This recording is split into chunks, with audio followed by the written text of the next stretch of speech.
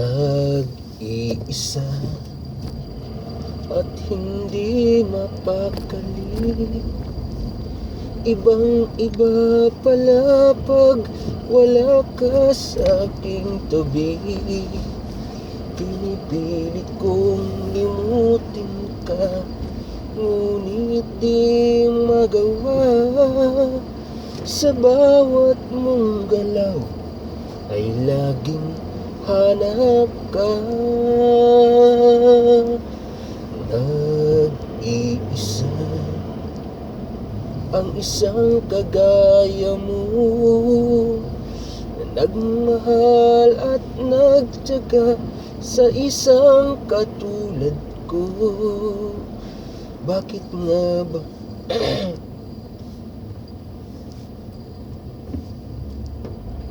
di mo man lang nabigyan ng halaga? Sisising yung wala ka na.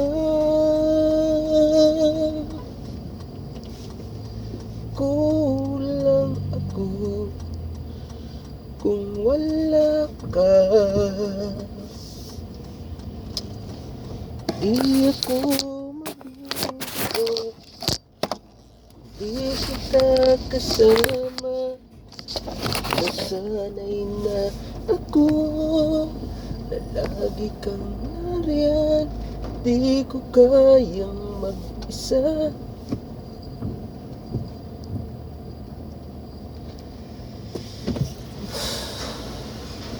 Driving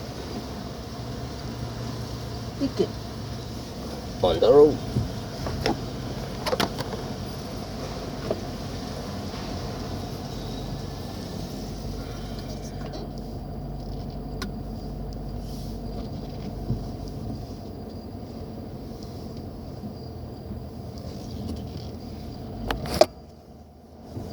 Nag-iisa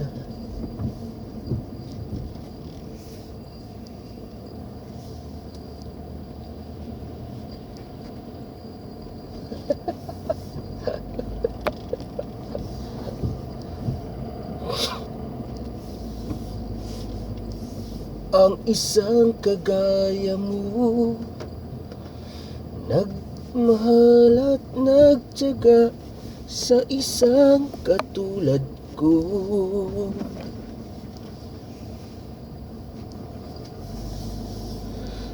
Bakit nga ba di ko man lang nabigyan ng halaga? Oh, Aya. oh, buti lang tumigil ang ulan. Oo nga. Nakuya. Ano nangyari? Tinanggal na yung... Hindi na daw kailangan mag-waterproof ako kasi tuyo na daw. Oh, tinanggal na yung Yung... tahi. Hindi, itinapak. Tinapak, ano tinapak?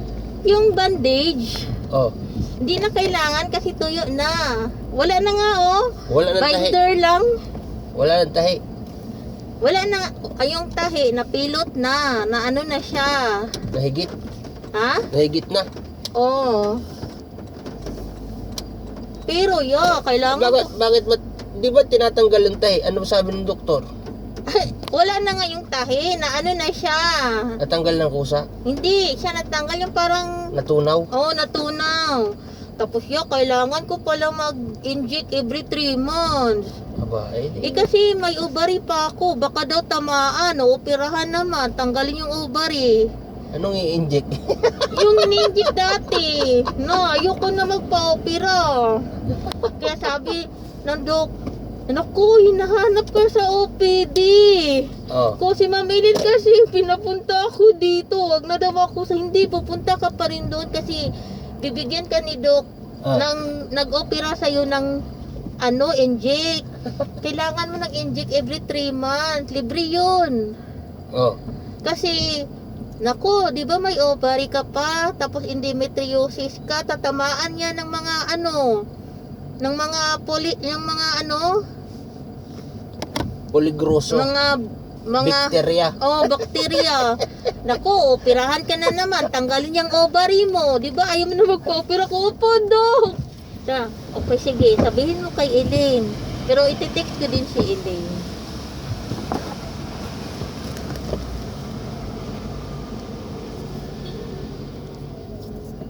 Ako, sabihin ko pala kay ma'am. Baka, punta ka. Bukas? Oo. Tama talaga yun. Maintenance mo yun eh. Oh, forever na daw yun. Oh, yun ang maintenance mo. Libre naman daw yun eh. Sabi ko, Hanggang Dok. narito ka.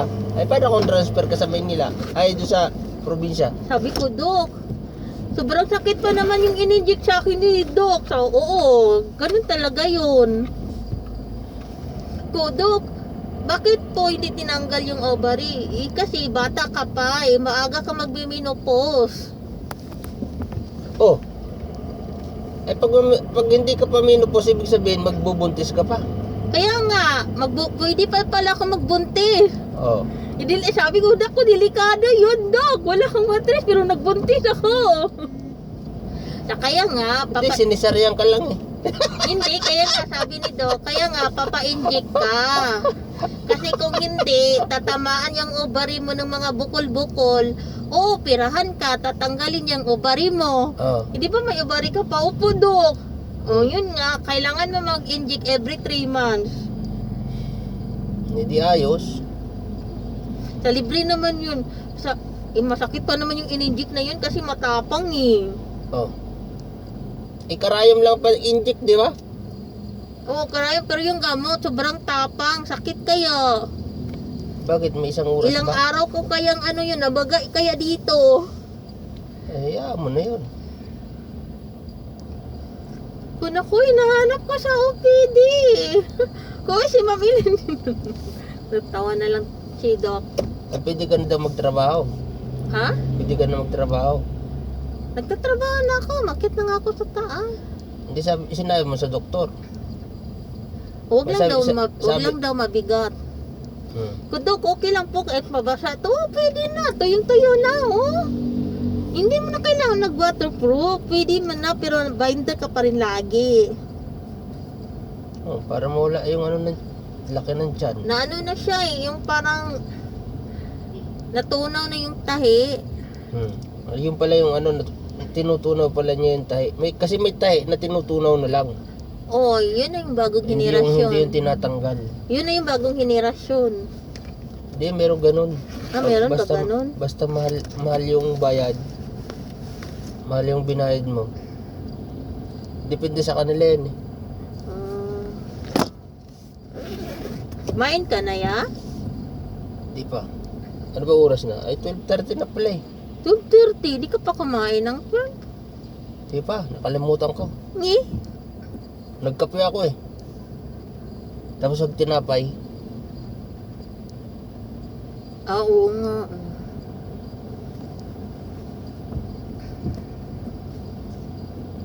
Tignan mo yung kotse oh, umuusok. Naninigarilyo ata yan. alin? Yan yung kotse. Saan? Ng L77 ang number. Tignan mo. Nag-ano yata yung parang beep. Adik yan eh. Nagbi-beep. Masama, Mayaman style yan. masama pala yung nagbi-beep yan. Nakakasama sa katawan. Oo, siyempre. Lason yan eh. Kaya Lahat ng hindi maganda, sabi ni Jesus Christ, lason yan. So sila magkakaroon ng leukemia, cancer at leukemia yan. Dami na namatay dyan eh. Oo nga. Meron nga nag-ano sa Facebook, sa TikTok nag-post na guys, wag na wag kayong kasi namatay talaga siya. Kaya nga.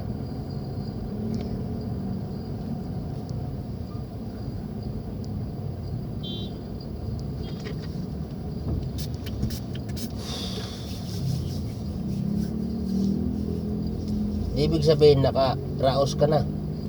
Anong nakaraos? Hindi pa rin ako nakaraos. Bakit? Hindi ka pa May nakaraos. ovary pa ako. Ayoko nang maoperahan. Ayoko na. Ibig sabihin, wag mong alagaan mo yung ovary mo. Kasi, if ever na magkaroon ka ng boyfriend, pinakasalang ka, di magkaanak pa kayo. O, di ba? Pwede ba yun? Oo, syempre, alagaan mo. Kaya nga tuturukan kayo, maintenance mo nga eh. Para mapalakas yung resistensya ng iyong katawan. Paano ako magbubuntis kung wala naman akong matri? Sabi, bawal ka pang magmenopause. Ibig sabihin, magbubuntis ka pa. Kaya nga, magbubuntis ako sa mga bukol-bukol. Kasi yung matres, hindi magbubuntis sa bukol-bukol. Yung matres kasi, depende na yan sa ginawa ng doktor sa'yo. Kung nilinis lang yung matres mo, ay pwede ka pa. Wala, tinanggal nga daw. Kung daw lang naman yun sa'yo eh. Hindi mo sinabi ng doktor na baog ka na. Sinabi ba? Hindi. Hindi yun pala eh. Dapat tinanong mo, doktor. Kung sinabi niya pwede ka pang magkaanak, magkakaanak ka pa. Magkakaanak ako sa bukol nga. Tapos ang option, tanggalin. Opera na naman. Ayoko na ng opera. Ano magkakaanak sa bukol? Ano kaya yun? Magkakasakit ka uli ng bukol-bukol? Oo. Kasi nga, endometriosis ako. Kala ko magkakaanak ka ng tao eh. Kung tinanggal sabi, magme-menopause ka. Bakit bawal ka mag-menopause? Dapat mag-menopause ka na nga Bata pa daw ako. Hindi. Sabi niya, alam mo yun, Dok, bakit ko hindi tinanggal yung ovary ko? Kasi alam mo, pag tinanggal kasi yung ovary mo, tapos bata ka pa, magkaka-osteoporosis ka. Alam mo yung osteoporosis? Yung magkabutas-butas yung likod mo? Bumabaluktot ang katawan ng osteoporosis. Talaga, yung gumagano, kumukuba. Oo nga, tapos magbutas-butas daw. Kaya hindi tinanggal kasi bata pa ako. 38, 37 pa ako eh. Ewan ko sa inyo. Kayo naman nag-uusap eh. Hindi ko naman alam yan. Sa akin naman idea lang naman na. Pag yung pinag-maintenance, di ayos. Every 3 months. Mag-maintenance ka kung libre. Bakit? Libre nga daw. Oo. Pero pipila nga lang ako. Itong si madam, ayaw ako papila kasi matagal. Tatawag lang naman yan eh. Kapag bini-IP ka, may bayad. Pagka pipila, dito ka. Kaya nga. Pilahan. Isang Alam araw mo pa yan, doon, pag- di-off. Pag Kung hindi off mo, di ba? alam mo yan, pag VIP, 17,000 kaya ang isang inject every 3 months. Kaya nga, pagka nag-di-off ka, yun ang trabawin mo. Ayoko. Pipila ka. Bakit? Oo, pipila ako. Oh. Sabihin ko kay ma'am. Tuwing di-off mo yun. Uy, happy fiesta, green ha. Isang araw naman yung di ba? Kalahating araw ko na ron, ayos na. Oo.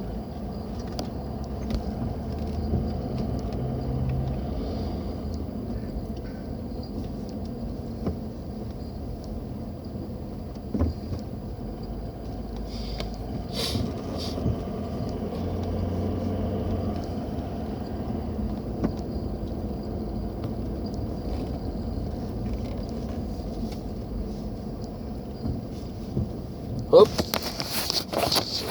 Record. Bruno. Record? Oh, nag-record. Nagre-record ba to? Oo, yan o. Nagre-record na. Ba't ka nagre-record? Pa-vlog. Kumakanta ako kanina na bitin eh. Yun. Bawal magkasakit. Kasi lagi kang pupunta sa doktor. Oo nga. So kahit ang tao walang pera, di yun. Nakapunta ng doktor. Kasi naghahanap ng paraan. Ayun, yun. Okay. Nangungutang. Buti lang may gobyerno. Oo. Diba? Gobyerno dapat sundin kapag tama ito. O sabi ng gobyerno, manalangin ka kay Jesus Christ. Yun. Bye-bye.